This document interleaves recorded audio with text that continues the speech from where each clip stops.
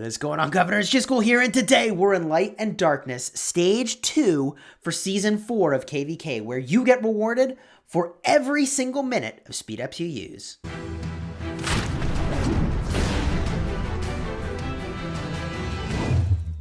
Hello, my friends, and welcome back. In this video, we're going to help you optimize for Stage 2 of Light and Darkness, KvK. We're going to hit City Hall 25 on our farm in this video, and more. So strap yourselves in, because if you like Rise of Kingdoms guides that help you get value and smash your enemies, then you should consider smashing that subscribe button for daily Rise of Kingdoms content. Now, in this stage, which is going to last not too long, only about 4 days, you get a point for every minute of speed ups that you use across research, building, training, and healing. Even healing. So you're going to want to get, most likely, to this bottom tier of rewards, 25,000 points or 25,000 minutes used. Now, if your camp is the winner, then you're going to get a bunch of goodies, which is really exciting. That includes even potentially material choice chests, but the big chase here is really the Soluna coins, which will get you a lot of honor. We'll talk about why those are so important if this is your first Light and Darkness KvK in just a bit. The losing camp still gets some pretty solid rewards as well, which is good. The coins, however, are about half of what you would get otherwise, those Soluna coins, than if you are in the winning camp. Now, you use those Soluna coins on your technology for your camp. There's a whole set of technology that you spend the coins on and spend your currency on. You can see in the upper right, I've got my currency there. And the reason that's so important is that if you crit over here, then you get extra honor. So if I were to crit for like 500 credit toward the research, I would also get 500 honor, which is insane. So the value of this is that you can power up your technology a whole heck of a lot. I have a hard time believing that any camp would get to the point where folks are really battling in Kingsland and wouldn't have their tech maxed out. But maybe if you are in one of the C and D kingdoms, that's a possibility. So if you want to get this currency to get a bunch of extra edge here, the thing you're going to have to do is use a bunch of speed ups, which means even if you are a T5 player, this is the time, my friends, to use outrageous amounts of speed ups, powering up your farm account even, in order to do well in the Camp Solaria versus Camp Lunaria Stage 2 of this event. Now, it looks like, wow, somebody dropped in over 1.2 million minutes of speed ups already. I mean, let's go in and power up our farm here. We have been waiting to take our city hall to the next level. We also have been waiting with some technology here that we'll sort of cruise through. We queued this up to enhance our building speed by 5%, because we're going to speed up a bunch of buildings, because we have timed this with an event called From the Ground Up. You use minutes of building speed ups and you get rewarded extra. So even though I'm a T5 player, on my farm, I'm contributing to the success of the kingdom, which is really exciting. So let's even go in and we're going to go request architect.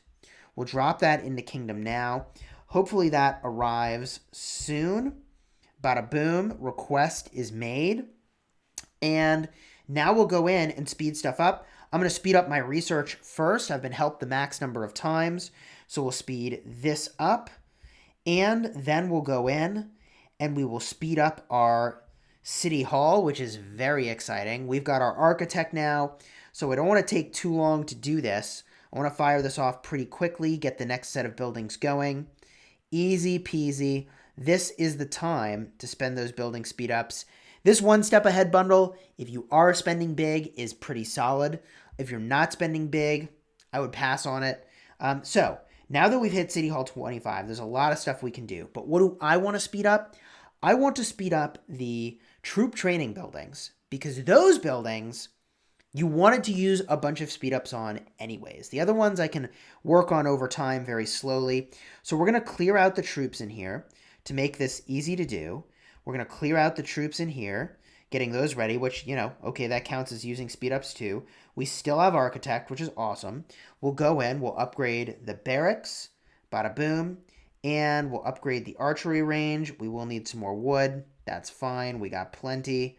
boom, and we will say done in Kingdom Chat. Voila. So just from this activity, going in and doing some stuff that we really wanted to do for the account anyways, we have racked up a bunch of points over here in the past glory, and we're only ranked 607 overall, so clearly we've got a lot of speeding up we still need to do here.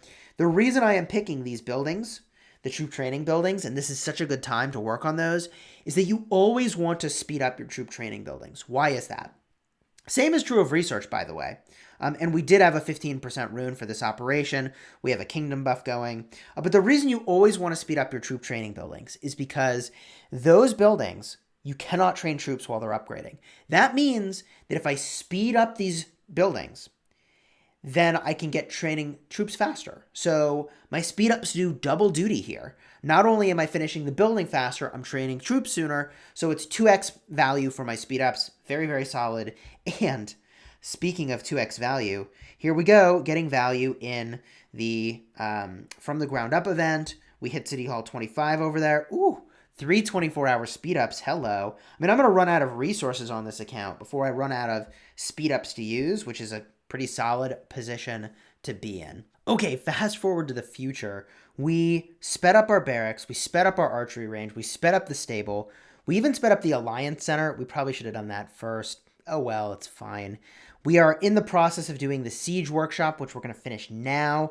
And we also did the scout camp because I'm just kind of burning through my speed ups to help the kingdom on my farm account. Cool thing about the scout camp though, it cost only 750,000 food and 750,000 wood.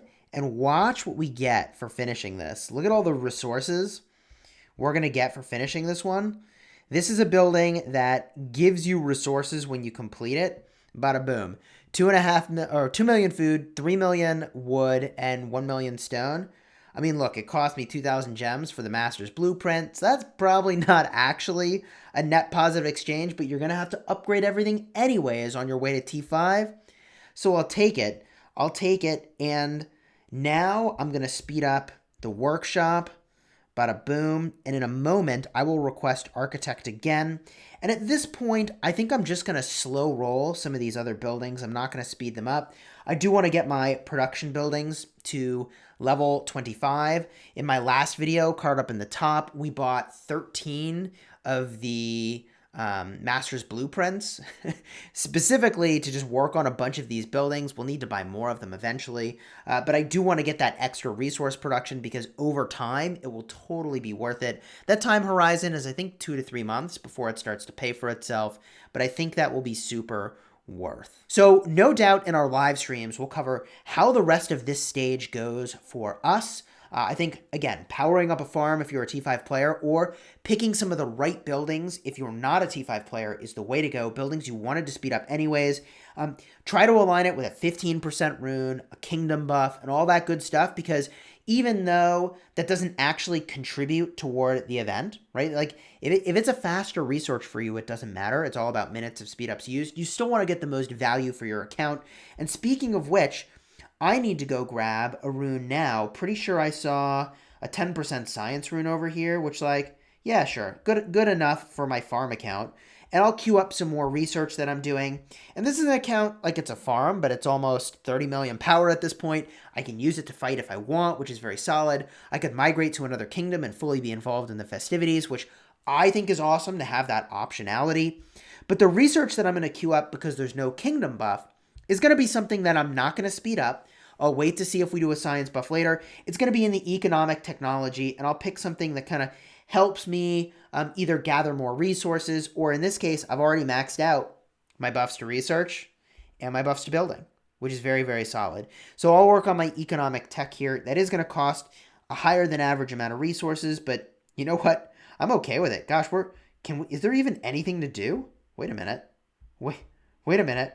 I said all of that, and our economic tech is so good. Like, I could work on my gem farming, I guess? I'm not going to farm gems on this account. Wow, that's astonishing. I mean, okay, in hindsight, maybe I picked some cheaper military tech. Didn't see that one coming. I don't like to do it without a kingdom buff, but maybe that's the route we'll go. But you don't need to see me do this. I think this is what I'm going to do. ballistics for when my freaking gatherers get hit. At least I'll have a little bit more attack. Better than nothing. If you found this video helpful, consider dropping a like onto it and subscribing for daily Rise of Kingdoms content. We'll cover more of this in our live streams, and until next time, you have fun smashing the kingdom.